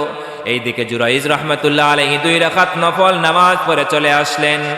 নফল নামাজ পড়ে সন্তানের সামনে এসে জিজ্ঞাসা করলেন, রে সন্তান তুমি কার মাধ্যমে জমিনে এসেছো আমাকে বলো, তুমি কার মাধ্যমে এই জমিনে এসেছো, তোমার বাবাকে আমাকে বলো। মানুষরা আশ্চর্য হয়ে গেল, মাত্র সন্তান জন্ম নিয়েছে, এই সন্তান কিভাবে কথা বলে? বলা যায়? শুধু কান্না ছাড়া সন্তানের মুখে আর কিছু থাকে না। কথা বলেন ঠিক কিনা? কিন্তু আল্লাহর ওলিকে আল্লাহ পাক রব্বুল আলামিন বাঁচিয়ে নেওয়ার জন্য এই ছোট্ট সন্তান, মায়ের কুলের সন্তানের মুখে আল্লাহ পাক রব্বুল আলামিন তার জবান খুলে দিলেন। বলি সুবহানাল্লাহ। এই ছোট্ট সন্তানের জবানটা খুলে দিলেন আল্লাহ পাক রব্বুল আলামিনের প্রিয় বান্দা হযরত জুরাইজ রাহমাতুল্লাহ আলাইহি যখন বললেন আমাকে বলো তোমার বাবাকে, তখন ওই ছোট্ট সন্তান মায়ের কোল থেকে জবাব দিল, আমার বাবা আর কেউ নয়, আমার বাবা জুরাইজ নয়, আমার বাবা হচ্ছে ওই রাখাল ছেলে। বলি সুবহানাল্লাহ। আমার বাবা হচ্ছে কে? রাখাল ছেলে। আল্লাহর ওলি জুরাইজ রাহমাতুল্লাহ আলাইহি এমন একটা পরীক্ষার সম্মুখীন হলেন, কি জন্য? মায়ের বদদুয়ার কারণে। মা যে বলেছিলেন বেশ্যা নারীর সম্মুখীন না বানিয়ে যেন তোমার মৃত্যু না হয়, এই যে দোয়াটা করেছিলেন মা জননী, মা দোয়াটা কবুল হয়ে গিয়েছে। আল্লাহ পাক রব্বুল আলামিন মা জননীর দোয়াটা কবুল করে নিয়েছেন। এজন্য আল্লাহর ওলি হযরত জুরাইজ রাহমাতুল্লাহ আলাইহি এমন এক পরীক্ষার সম্মুখীন হলেন, কিন্তু আল্লাহ পাক রব্বুল আলামিন এই সন্তানের জবান খুলে দিয়ে, সন্তান দিয়ে, সাক্ষ্য দিয়ে আল্লাহ পাক রব্বুল আলামিন আল্লাহর ওলিকে বাঁচিয়ে দিলেন। বলি সুবহানাল্লাহ। সম্মানিত হাজির, এখানে একটি শিক্ষণীয় বিষয় আছে। ঘটনা থেকে আমরা শিক্ষা গ্রহণ করি। কি জন্য? ঘটনা থেকে আমরা শিক্ষা করি এই জিনিসটা যে আল্লাহ পাক রব্বুল আলামিনের বান্দা জুরাইজ রাহমাতুল্লাহ আলাইহি উনি কিন্তু নফল ইবাদতে ছিলেন। কিসের ইবাদতের মধ্যে? নফল ইবাদতের মধ্যে ছিলেন। উনি কিন্তু আল্লাহর ওলি জুরাইজ রাহমাতুল্লাহ ফরজ কোন ইবাদতের মধ্যে ছিলেন না, নফল নামাজরত ছিলেন, নফল নামাজ পড়ার মধ্যে ছিলেন। আল্লাহ পাক রব্বুল আলামিনের হুকুম রয়েছে, নফল নামাজরত অবস্থায় যদি তোমার মা এবং বাবা তোমাকে ডাক দেন, তুমি নফল নামাজ ভেঙ্গেও মা বাবার জবাব দেওয়া তোমার জন্য জায়েজ আছে। বলি সুবহানাল্লাহ। এজন্য মা বাবা যদি মুশরিকা হয়, মা বাবা যদি তোমার ধর্মের অনুসারী না হয়, তুমি মুসলমান, মনে করুন তুমি মুসলমান, তোমার মা বাবা অন্য ধর্মের অনুসারী, কিন্তু তোমার মা বাবার খেদমত থেকে তুমি গাফিল থাকতে পারবে না। মা বাবা মুশরিকা থাকলেও, মুশরিকা থাকলেও তোমার মা বাবার ইবাদত থেকে, তোমার মা বাবার হক থেকে তুমি নিজেকে সরিয়ে নিতে পারবে না। তোমার মা বাবার হক তুমি পালন করতেই হবে। বলি সুবহানাল্লাহ। সম্মানিত হাজিরিন, এই মা এবং বাবার হক আছে। এই মা এবং বাবার হক আছে না নাই? হক আছে। মা বাবার হক কয়টি? এই আয়াত থেকে আমরা বুঝতে পারি মা এবং বাবার হক হচ্ছে 14টি। কয়টি? 14টি হক। কয়টি হক? সংক্ষিপ্ত করে আমি 10 মিনিটের ভিতরে শেষ করে নেব। মা এবং বাবার হক কয়টি? বলেন কয়টি? 14টি। সূরা বনী ইসরাঈলের 23 নম্বর আয়াত থেকে আল্লাহ পাক রব্বুল আলামিনের এই আয়াত থেকে মুফাসসিরিনে কেরাম মা এবং বাবার হক 14টি বর্ণনা করেছেন। কয়টি? 14টি হক। 7টা হক রয়েছে মা এবং বাবার দুনিয়ার জমিনে থাকা সত্ত্বে। 7টা হক। কয়টা হক? 7টা দুনিয়াতে থাকাকালীন অবস্থায় 7টা, দুনিয়া থেকে মা এবং বাবা চলে যাওয়ার পর আরো 7টা। কয়টা? 14টা। দুনিয়া থাকাকালীন অবস্থায় 7টা, দুনিয়া থেকে চলে যাওয়ার পর 7টা। আমরা মনে করি অনেক সময় মা বাবা মারা গেলে হয়তো মা বাবার যে হক এটা শেষ হয়ে যায় না, শেষ হয় না। মা বাবার হক কিন্তু মারা যাওয়ার পরেও তাকে, এমন কি তুমি দুনিয়ার জমিনে যতদিন থাকবে তোমার মা বাবার হক ততদিন তোমার উপর থাকবে। কথা বুঝা গেছে? তুমি যতদিন দুনিয়ার জমিনে জীবিত থাকবে তোমার মা বাবার হক তোমার ততদিন থাকবে। দুনিয়ায় থাকাকালীন অবস্থায় মা বাবার সেবা শুশ্রূষা করা, মা বাবাকে কাপড় দেওয়া, খাবার দেওয়া, মা বাবার জন্য, মা বাবার আত্মীয় স্বজনের জন্য দোয়া করে, মা বাবার আত্মীয় স্বজনের সাথে ভালো ব্যবহার করা, মা বাবাকে খেদমত করা, নম্র ভাষায় তাদের সাথে কথা বলা, এই যে জিনিসগুলা এই আয়াত থেকে আমরা পাই, এই সবগুলা হচ্ছে দুনিয়া থাকাকালীন অবস্থায়। দুনিয়া থেকে চলে যাওয়ার পর মা এবং বাবার হকগুলা কি, এইগুলা বলেই আমি আমার আলোচনা শেষ করে নেব। দুনিয়া থেকে চলে যাওয়ার পর সর্বপ্রথম মা এবং বাবার হকটা হচ্ছে তাদের জন্য মাগফিরাতের দোয়া করা। কিসের দোয়া করা? মাগফিরাতের দোয়া করা। তারা চলে গিয়েছেন। অনেক সময় দেখা যায় আমরা মানুষ হিসাবে ভুল ভ্রান্তি, আমাদের গুনাহ থাকতে পারে কি পারে না? বলেন থাকতে পারে কি পারে না? থাকতে পারে। গুনাহ নিয়ে অনেক সময় মা বাবা কবরে যেতে পারেন, কিন্তু কবরে যাওয়ার পর গুনাহ নিয়ে কবরে গেলে আল্লাহ পাক রব্বুল আলামিন তার সন্তানদের দ্বারা, সন্তানদের ইবাদতের দ্বারা, সন্তানদের মাগফিরাতের দোয়ার দ্বারা মা বাবার গুনাহটা আল্লাহ পাক রব্বুল আলামিন মাফ করে দেন। বলি সুবহানাল্লাহ। প্রথম নম্বর হকটা কি? তাদের মাগফিরাতের জন্য তারা যে ওসিয়ত করে যান সেই ওসিয়ত পূর্ণ করা। ওসিয়ত করে যান না? অনেক সময় মা বাবার ওসিয়ত করে যান। আমাদের সমাজে তো আমাদের মৃত্যুর জন্য ভয় নাই। আমাদের মৃত্যুর জন্য ভয় থাকলে আমরা প্রত্যেক রাত্রিতে ঘুমানো যাওয়ার আগে আমরা ওসিয়ত করে যেতাম। আগেকার যুগের বড় বড় বুজুর্গানে দিন যারা ছিলেন তারা প্রত্যেক রাত্রিতে ঘুমেতে যাওয়ার আগে তারা তাদের ওসিয়তনামাগুলো লিখে যেতেন। হয়তো বা কারো কাছে বলে যেতেন, আর না হয় লিখে যেতেন যে এই ওসিয়ত করে গেলাম। কিন্তু আমরা আমাদের মৃত্যুর ভয় নাই। যদি থাকতো তাহলে আমরা ওসিয়ত করে যেতাম। এই মা বাবার যে ওসিয়ত করে যাওয়া হয়, যদি মা বাবার কোনো ওসিয়ত থাকে সেই ওসিয়তটা পূর্ণ করা। তৃতীয় নম্বর হক হলো মা বাবা যদি ঋণ রেখে যান, মা বাবা যদি কি রেখে যান, ঋণ রেখে যান, তাহলে সেই ঋণগুলা পরিশোধ করা। মা বাবার ঋণগুলা কি করা? পরিশোধ করা। মা বাবার আত্মীয় স্বজন যারা আছেন, চতুর্থ নম্বরে মা বাবার আত্মীয় স্বজন, যেমন মায়ের বোন আছেন, মায়ের এই ভাই আছেন, বা তাদের আত্মীয় স্বজন আছেন, এরকম ভাবে যারা আছেন তাদের সাথে ভালো ব্যবহার করা। বাবার ভাই আছেন, চাচা, বাবার বন্ধু বান্ধব আছেন, এই সমস্ত মানুষের সাথে ভালো ব্যবহার করা, ভালো আচরণ করা। তৃতীয় পঞ্চম নম্বরে তাদের বন্ধু বান্ধব যারা আছেন, আত্মীয় স্বজন যারা আছেন, তুমি যেমনি ভাবে তোমার মা বাবাকে লালন পালন করতে, খাবার কুরাকি দিতে, তোমার মা বাবার বন্ধু বান্ধব আত্মীয় স্বজন যদি তারা যদি এমনিভাবে বিপদগ্রস্ত হয়ে পড়েন, অভাব অনটনে পড়ে থাকেন, আর তোমার যদি সেই তাওফিক থাকে, তোমার যদি কি থাকে, তাওফিক থাকে, তাহলে তাদেরকে তোমার মা বাবাকে যেমনিভাবে তুমি লালন পালন করতে, খাবার কুরাকি দিতে, কাপড় পরিধান করাতে, তাদেরকে তুমি সেবা শুশ্রূষা করতে, ঠিক তেমনিভাবে তোমার মা বাবার আত্মীয় স্বজনদেরকেও তুমি এমনিভাবে করতে হবে। সম্মানিত হাজিরিন, আমাদের মাহফিলের বিশেষ অতিথি হযরত মাওলানা কবি তাজউদ্দিন আহমদ তাজুদ ভাই চলে এসেছেন, আমি আর দীর্ঘায়িত করব না। সপ্তম নম্বরে যেই জিনিসটা, এটা বলেই শেষ করে নেব। আল্লাহ পাক রব্বুল আলামিনের প্রিয় বান্দা যারা অন্ধকার কবরে চলে গিয়েছেন, তাদের মা এবং বাবা, ওই মা এবং বাবার জন্য তাদের কবর জিয়ারত করা। কি করা বলেন? কি করা? চেয়ারটা দেন, চেয়ারটা দেন।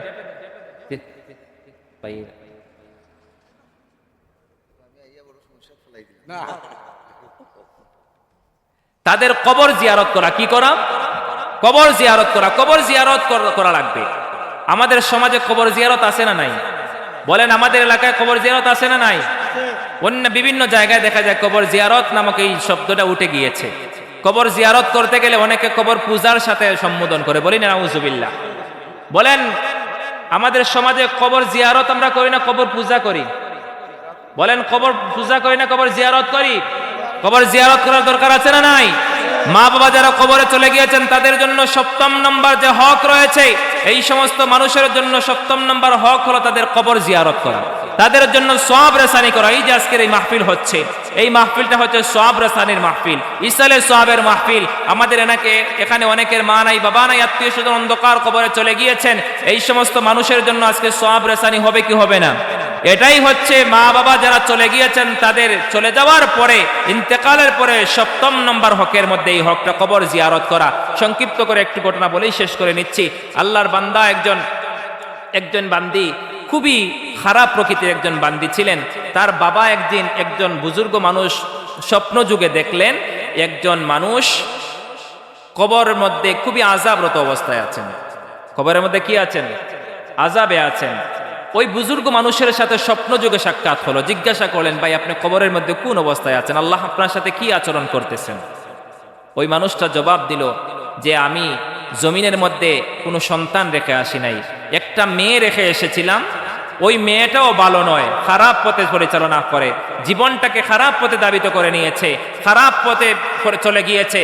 ওই সন্তানটা, যেই মেয়েটা আমি রেখে এসেছিলাম, ওই মেয়েটা আমার জন্য কখনো দোয়া করে না, আর আমিও তেমন ভালো আমল করে আসতে পারি নাই। এজন্য আল্লাহ পাক রব্বুল আলামিন প্রত্যেক রাত্রিতেই আমার জন্য কি করেন? আযাবের ব্যবস্থা করেন। প্রত্যেক দিনে, প্রত্যেক রাত্রিতে আমাকে আযাব দেন। আল্লাহ পাক রব্বুল আলামিন আমাকে বড় কষ্টের মধ্যে রেখেছেন। তোমাকে আমি দুইটা ওসিয়ত করতে চাই। ওই ঘুমন্ত ব্যক্তিকে স্বপ্নযুগে ওই কবরওয়ালা ব্যক্তি বলতেছেন, তোমাকে আমি দুইটা ওসিয়ত করতে চাই। একটা ওসিয়ত হলো, আমার মেয়েকে যদি পাও কখনো বলবে সে যেন আমার মতো পাপ কাজ না করে নিজেকে ফিরিয়ে নিয়ে সংশোধন করে আসে, এই কবরে যাতে সংশোধন হয়ে আসে, আর আমার জন্য যেন কিছু সওয়াব রেসানি করে, আমার জন্য কিছু হাদিয়া তুফা পাঠায়। এই দুইটা ওসিয়ত আমি তোমাকে করে গেলাম। তুমি এই দুইটা ওসিয়ত আমার মেয়েকে পেলে তুমি বলবে। অনেকদিন ঘোরাঘুরির পর আল্লাহর ওই বুজুর্গ মানুষ যখন স্বপ্ন ভেঙে গেল, স্বপ্ন ভেঙ্গার পরে অনেকদিন ঘোরাঘুরি করার পরে যখন ওই মেয়েকে একদিন পেয়ে গেলেন রাস্তার মধ্যে, পাওয়ার পরে এইভাবে বললেন, ওমা তুমি তো এই রাস্তার মধ্যে খোলা আকাশের নিচে বেপরদা অবস্থায় চলাফেরা করতেছো, তোমার বাবার সাথে আমার স্বপ্নযুগে সাক্ষাৎ হয়েছিল, তোমার বাবা বড় আযাবরত অবস্থায় আছেন, তোমার বাবা আমাকে দুইটা ওসিয়ত তোমাকে করার জন্য বলেছেন। কি ওসিয়ত? যে প্রথম নম্বর ওসিয়ত হলো, তুমি তোমার নিজেকে সংশোধন করো, তুমি যাতে পাপ কাজ করে কবরে না যাও। তোমার বাবার যেমনিভাবে হাল হচ্ছে তোমার যাতে সেইভাবে হাল না হয়। তোমার বাবা এই ওসিয়তটা করে গিয়েছেন। দ্বিতীয় নম্বরে তোমার বাবা একটা ওসিয়ত করে গিয়েছেন, তোমার বাবার জন্য তুমি কিছু সওয়াব রেসানি করো, কিছু হাদিয়া তোফা তোমার বাবার জন্য তুমি পাঠিয়ে দিও। এই সম্বোধন করার পরে, এই কথাটা বলার পরে সাথে সাথে ওই মহিলাটা কপাল কুঁচ করে পানি চাইছিল, ওই পানিগুলা হাতের মধ্যে নিয়ে একটু ডিল মেরে দিল যে এই নাও আমি হাদিয়া দিলাম। বলো নাউজুবিল্লাহ। কিছু পানি হাদিয়া দিলে যে এই পানি দিলাম আমি হাদিয়া, আর আমার কাছে কিছু নাই, এই পানিটা আর আছে, আর কিছু নাই, আমি সামনে পেয়েছি, এটাই আমি হাদিয়া দিয়ে দিলাম। আল্লাহর ওলি যেই মানুষটা ওসিয়ত করলেন মহিলাকে বললেন, কিন্তু উনি খুব মন খারাপ নিয়ে চলে আসেন, রাত্রিবেলা ঘুমালেন, ঘুমানোর পরে আবার ওই ব্যক্তির সাথে দেখা। সম্মানিত হাজিরিন, ওই ব্যক্তির সাথে সাক্ষাৎ, ঘুমন্ত অবস্থায় স্বপ্ন যুগে যখন ওই ব্যক্তিকে আবার দেখলেন, তখন দেখতে পারলেন ওই মানুষটা খুবই আনন্দে আছে। জিজ্ঞাসা করলেন, ভাই কিছুদিন আগে না তুমি কষ্টে ছিলে, আমাকে বললে তোমার মেয়েকে দুইটা ওসিয়ত করার জন্য, আমি তোমার মেয়েকে ওসিয়ত করেছি ভাই, কিন্তু তোমার মেয়ে আমার কথা শুনে নাই। আল্লাহর ওই বান্দা জবাব দেয়, ও আল্লাহর বান্দা, তুমি যে ওসিয়ত করেছিলে আমার মেয়ের সাথে সাথে ওসিয়তটা পূর্ণ করে নিয়েছে, আর আমার জন্য কিছু হাদিয়া পাঠিয়েছে। এই হাদিয়াটা পেয়ে আল্লাহ পাক রব্বুল আলামিন খুশি হয়ে গিয়েছেন, আর আমাকে জাহান্নামের আগুন থেকে মুক্তি দিয়ে জান্নাতের বাসিন্দা করে দিয়েছেন। বলি সুবহানাল্লাহ। বলেন কি হাদিয়া দিল? সাথে সাথে দেখলাম তো কিছু পানি আমাকে এইটা মারি দিল, হাদিয়া আবার কি দিল? তখন ওই মানুষটা জানিয়ে দিলেন যে আমার মেয়েটা যখন আপনাকে পানি দিয়ে ডিল মেরেছিল, তখন এমন একটি জায়গার মধ্যে পানি পড়েছে, যেই জায়গার মধ্যে একটা পোকা এমন ভাবে তৃষ্ণার্ত অবস্থায় ছিল, ওই পোকাটা তৃষ্ণার্ত অবস্থায় হাহাকার করতেছিল, তৃষ্ণা সে চটপট করতেছিল, তার মরণাপন্ন অবস্থা হয়ে গিয়েছিল। ওই পানিটা ওই পিঁপড়া এবং ওই পোকার সামনে গিয়ে পড়ার কারণে ওই পানি পান করেছিল, আর ওই পিঁপড়াটা তার জবান খুলে দিয়ে আল্লাহ পাক রব্বুল আলামিনের কাছে তার বাসায় সে দোয়া করেছিল, আল্লাহ আমাকে যেমনি ভাবে তৃষ্ণার্ত অবস্থায় যেই মানুষটা আমাকে সাহায্য করেছে, তার কোনো আপনজন যদি এইভাবে মুসিবতে থাকে, তুমিও তাকে সাহায্য করে নিও। বলি সুবহানাল্লাহ। আল্লাহ পাক রব্বুল আলামিন একটা কীটের, একটা পোকার দোয়াটা মঞ্জুর করে নিয়ে তার বাবাকে জাহান্নামের আগুন থেকে মুক্ত করে জান্নাতের বাসিন্দা করে দিলেন। সুবহানাল্লাহ। তাহলে আমরা মা বাবার জন্য দোয়া করার প্রয়োজন আছে না নাই? মা বাবার জন্য আমাদের সদকা, এগুলো সদকা জারিয়া হিসেবে মা বাবাগুলো যেগুলো রেখে গিয়েছেন আমাকে, আপনাকে এবং আমাকে নেক সন্তান হিসেবে রেখে গিয়েছেন, এই নেক সন্তান হিসেবে যদি আমরা কাজ করে যেতে পারি, নেক সন্তান হিসেবে যদি আমাদের মা বাবার জন্য সওয়াব রেসানি করতে পারি, কাল কিয়ামতের ময়দানে আমাদের মা বাবা যদিও মা বাবা অনেক সময় দেখা যায় গুনাহ নিয়ে কবরে গিয়েছেন, কিন্তু আমরা যে সওয়াব রেসানি করব, এই সওয়াব রেসানি করার কারণে আমাদের মা বাবা কবরের মধ্যে গিয়ে দেখবেন তারা যখন হাসরের ময়দানে উঠবেন, তখন নিষ্পাপ হয়ে তারা হাসরের ময়দানে উঠবেন। বলি সুবহানাল্লাহ। সম্মানিত হাজিরিন, আমাদের মা বাবা যারা অন্ধকার কবরে বাসিন্দা হয়ে গিয়েছেন, আমরা প্রত্যেক দিন যদি আমরা আমাদের মা বাবার কবর জিয়ারত নাও করতে পারি, তাহলে আমরা প্রত্যেক সপ্তাহে জুমার দিন আমরা আমাদের মা বাবার কবর জিয়ারত করব। আমরা রাজি আছি না নাই? বলেন রাজি আছি না নাই? আল্লাহ যেন আমাদের সবাইকে তৌফিক দান করেন, পড়ি আমিন। ওয়া আখিরু দাওয়ানা আলহামদুলিল্লাহি রাব্বিল আলামিন। সাল্লাল্লাহু আলা সাইয়্যিদিনা আল্লাহুম্মা আমিন। আলহামদুলিল্লাহি রাব্বিল আলামিন ওয়াল আকিবাতু লিল মুত্তাকিন। আসসালাতু ওয়াসসালামু আলা আশরাফিল আমবিয়াই ওয়াল মুরসালিন ওয়া আলা আলিহি ওয়া আসহাবিহি আজমাইন। ربنا ظلمنا أنفسنا وإن لم تغفر لنا وترحمنا لنكونن من الخاسرين. رب اغفر لي ولوالدي وللمؤمنين يوم يقوم الحساب. رب ارحمهما كما ربياني صغيرا. رب ارحمهما كما ربياني صغيرا. رب العالمين الله দামোদর তুমি মোহাম্মদপুর এলাকাবাসীর মুর্দেগানদের ইসালে সওয়াব উপলক্ষে আজকের আয়োজনকে তুমি কবুল ও মঞ্জুর করে নাও।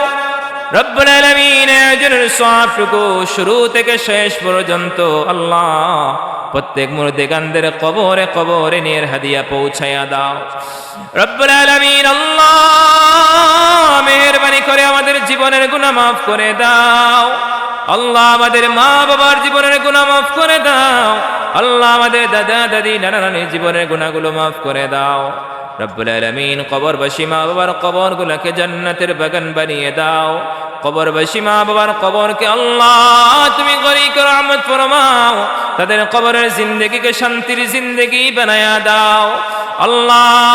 আমাদের যাদের মা বাবা জীবিত আছেন তাদের নেক হায়াত বাড়ায়া দাও আল্লাহ, আমাদেরকে তাদের নেক ইয়াদগার হিসাবে নেক খেদমতগার হিসাবে তুমি কবুল ফরমাও রব্বুল আলামিন। আমাদেরকে যতদিন দুনিয়ার জমিনে জীবিত রাখো সুস্থতার সাথে নেক গোলামি করার তৌফিক দাও, বিপদ আপদ বালা মুসিবত থেকে আমাদের প্রত্যেককে হেফাজত ফরমাও আল্লাহ। যতদিন দুনিয়ার জমিনে জীবিত রাখো সুস্থতার সাথে নেক গোলামি করার তৌফিক দাও আল্লাহ। এই গ্রামের অনেক মানুষ আল্লাহ মায়া মোহাব্বত করে করে অন্ধকার কবরে বাসিন্দা হয়ে গেছেন আল্লাহ। আল্লাহ ইয়া আরহামার রাহিমিন, এই অত্র এলাকার সমস্ত নতুন পুরাতন তামাম কবরবাসীদেরকে মাফ করে দাও রব্বুল আলামিন। আল্লাহ কবরবাসী মুর্দেগানদের কবরকে জান্নাতের বাগান বানিয়ে দাও আল্লাহ। এই মাহফিল করতে গিয়ে যত মানুষে যতভাবে সাহায্য সহযোগিতা করেছেন সবার সাহায্য সহযোগিতাকে কবুল মঞ্জুর করে নাও আল্লাহ। আমার আল্লাহ যুব সংঘের আল্লাহ যুবক ভাইদেরকে কবুল করে নাও আল্লাহ। বিদেশের জমিনে যারা আছেন প্রত্যেককে সালামত রাখো, হালাল রুজি দরজা খুলে দাও, বিপদ আপদ বালা মুসিবত থেকে হেফাজত ফরমাও রব্বুল আলামিন। আল্লাহ মরণের আগে আগে আমাদেরকে কবরের সামান জোগাড় করার তৌফিক দাও আল্লাহ। জীবনে একটাবার হলেও তোমার বাড়ি তোমার হাবিবের বাড়ির জিয়ারত আমাদেরকে নসিব ফরমাও রব্বুল আলামিন। আল্লাহ যত মানুষ অসুস্থ আছে আল্লাহ প্রত্যেক অসুস্থ ব্যক্তিদেরকে তুমি শিফা আজিলা কামিলা নসিব করে দাও রব্বুল আলামিন। মৃত্যুর পরওয়ানা যখন জারি হয়ে যাবে গো আল্লাহ রব্বুল আলামিন, মালাকুল মাউত আজরাইল আলাইহিস সালাম যখন আমাদের সামনে এসে উপস্থিত হয়ে যাবেন আল্লাহ, সেই অন্তিম মুহূর্তে আল্লাহ দয়াল নবীজির নূরানি দিদার আমাদেরকে নসিব করে দিও আল্লাহ। ইমানের হালতে আল্লাহ আমাদের খাতেমা বিল খায়র নসিব করিও, আমাদের জবান দিয়ে আল্লাহ মধুর কালিমা জারি করে দিও। ও ফাওয়িদু আমরি ইলাল্লাহ ইন্নাল্লাহা বাসীরুম বিল ইবাদ। حسبنا الله ونعم الوكيل، نعم المولى ونعم النصير. سبحان ربك رب العزة عما يصفون وسلام على المرسلين والحمد لله رب العالمين.